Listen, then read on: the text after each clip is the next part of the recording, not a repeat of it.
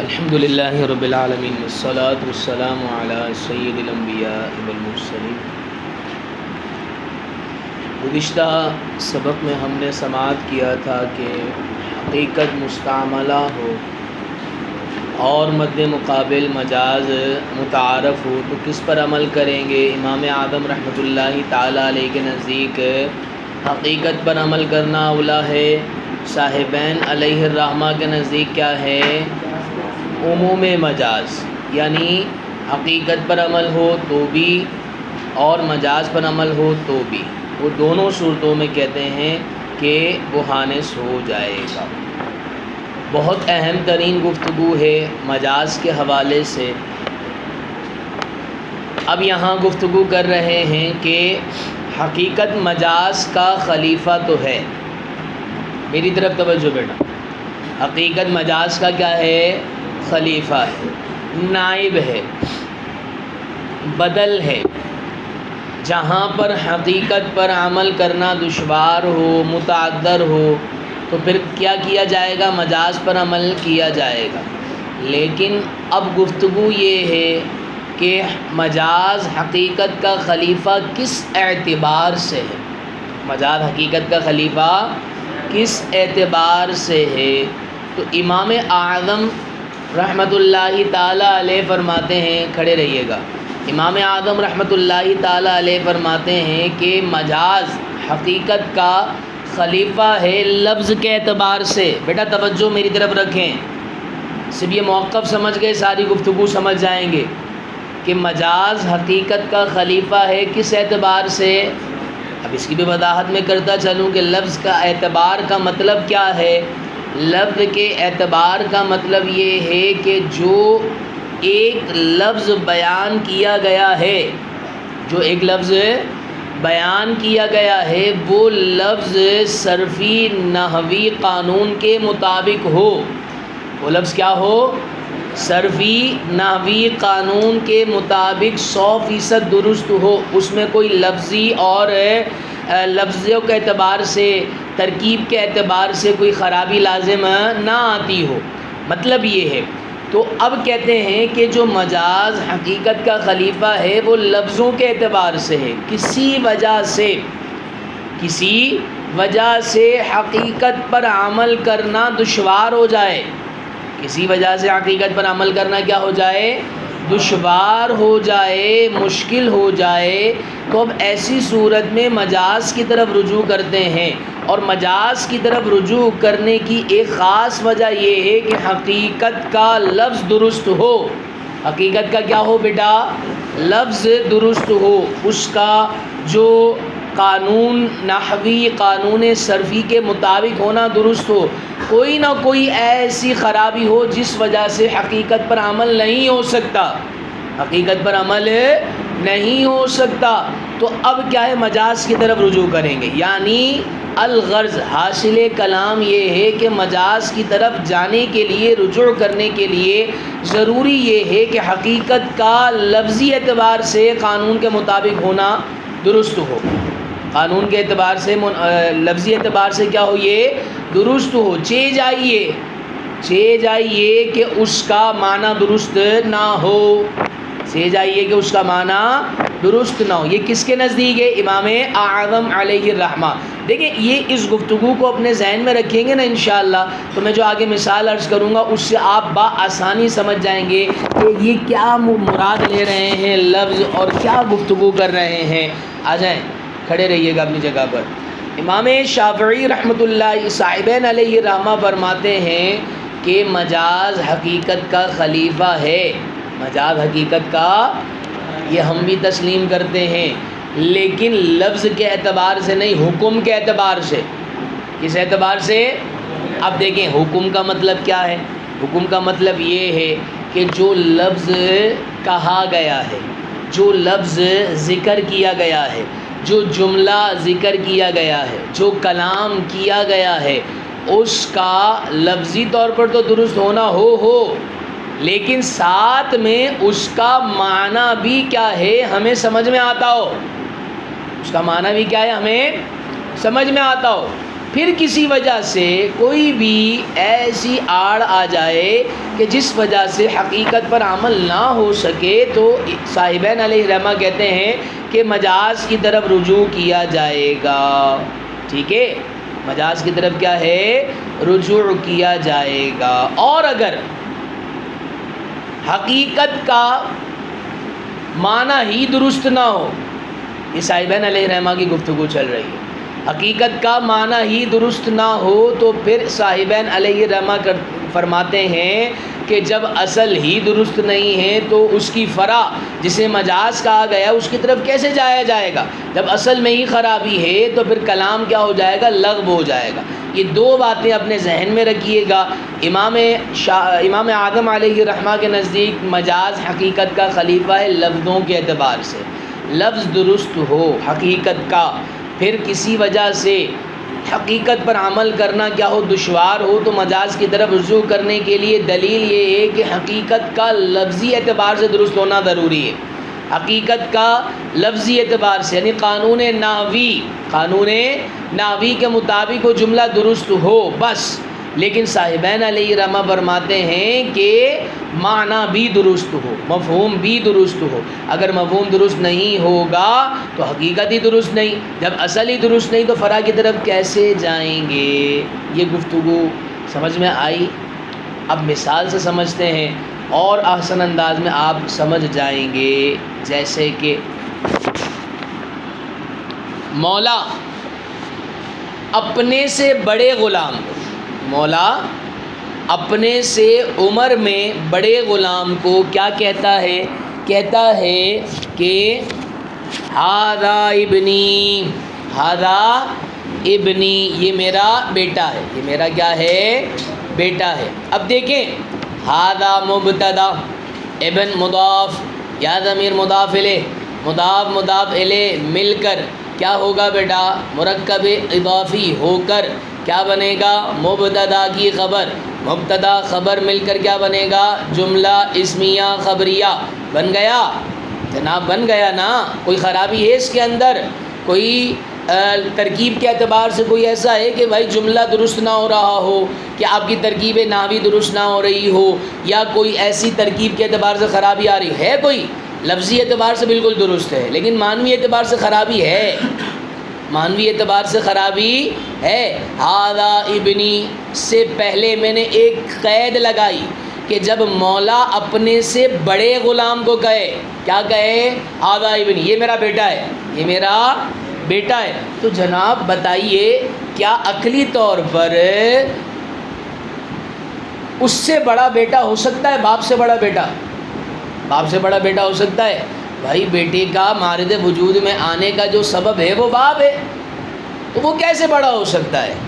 تو یہاں پر دیکھیں معنی درست نہیں۔ ہذا ابنی، اس شخص کو کہنا کہ جو عمر میں کیا ہو؟ اس سے بڑا ہو، عمر میں کیا ہو؟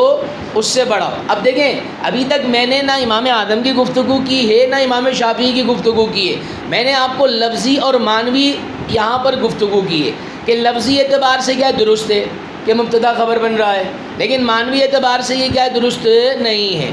امام اعظم رحمۃ اللہ تعالیٰ علیہ فرماتے ہیں کہ یہاں پر کیا ہے؟ وہ غلام آزاد ہو جائے گا، یہاں پر وہ غلام کیا ہو جائے گا؟ آزاد ہو جائے گا۔ وہ کیسے آزاد ہو جائے گا جناب من؟ ٹھیک ہے بھائی، یہاں پر آقا اور غلام کی گفتگو چل رہی ہے۔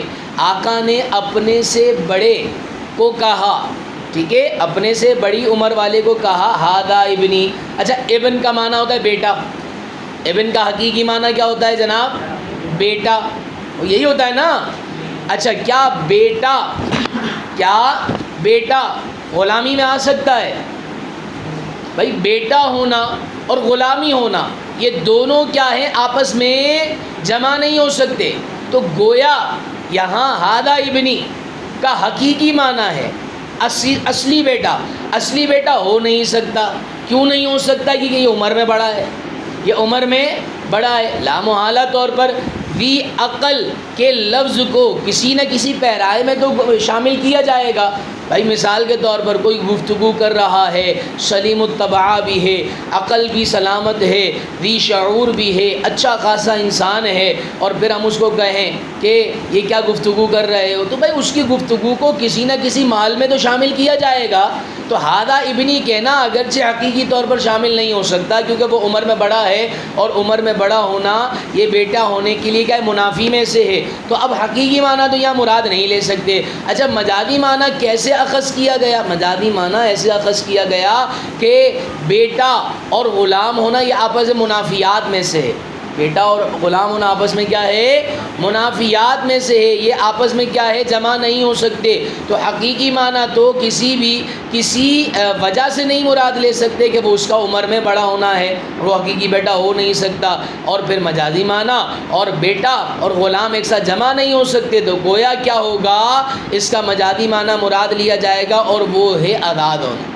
وہ کیا ہے، آزاد ہونا۔ تو امام اعظم رحمۃ اللہ تعالیٰ علیہ فرماتے ہیں کہ جناب یہ جو غلام ہے جس کو آقا نے ہادہ ابنی کہا، ہادہ ابنی لفظی طور پر درست ہے، اور ہم نے یہی پڑھا ہے کہ مجاز حقیقت کا خلیفہ ہے لفظوں کے اعتبار سے، لفظ میں درست ہو چاہے اس کی حقیقی معنی درست ہو یا نہ ہو، اس سے ہمیں کوئی فرق نہیں پڑتا، لفظی طور پر درست ہونا چاہیے۔ ہم کیا ہے اس کے کلام کو کسی نہ کسی پیرائے میں کیا ہے شامل کرتے ہوئے کوئی نہ کوئی معنی اخذ کریں گے، حقیقی معنی مراد لے نہیں سکتے، تو مجاز کی طرف رجوع کریں گے، اور مجاز کیا ہے، وہ آزاد ہونا۔ سمجھ تم ہے؟ صاحبین علیہ الرحمہ فرماتے ہیں کہ مجاز حقیقت کا خلیفہ ہے حکم میں، اس میں بیٹا حکم میں، حقیقت کا حکم درست ہو، حقیقت کا حکم درست ہو، پھر کسی وجہ سے حقیقت پر عمل نہ ہو سکتا ہو تو مجاز کی طرف رجوع کیا جاتا ہے، ٹھیک ہے۔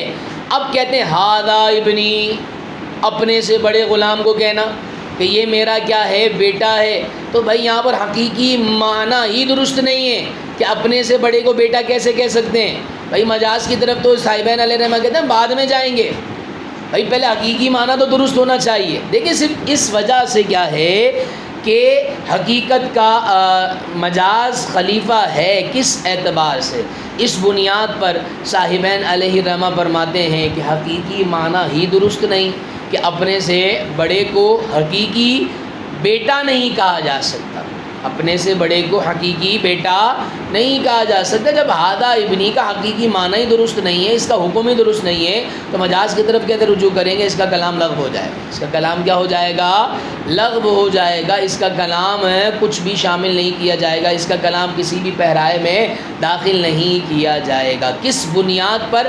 صرف اس موقف کی بنیاد پر جو کیا ہے ابتدا میں آپ کے سامنے عرض کیا کہ امام اعظم رحمۃ اللہ تعالیٰ علیہ کے نزدیک مجاز حقیقت کا خلیفہ ہے لفظوں میں، اور صاحبین علیہ رحمہ کے نزدیک مجاز حقیقت کا خلیفہ ہے حکم میں۔ سمجھ تم؟ ٹھیک ہے، آئیے اس کو عبارت میں دیکھتے ہیں، پھر مزید آگے چلتے ہیں۔ فرماتے ہیں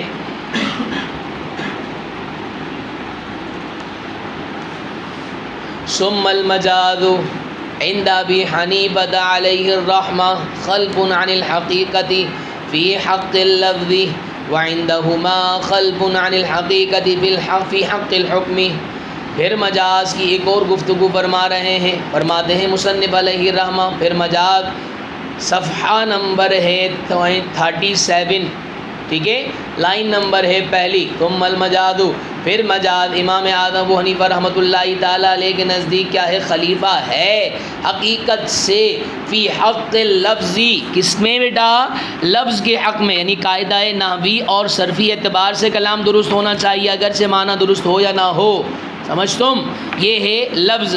وَعِنْدَهُمَا صاحبین علیہ الرحمہ کے نزدیک خلف عن الحقیقت، کہ مجاز حقیقت کا خلیفہ ہے فی حق الحکم، حکم کے حق میں، حتی لو کانت الحقیقت ممکنۃ فی نفسها الا انہ امتنع العمل بها لمانع یصار الی المجاز والا صار الکلام لغوا۔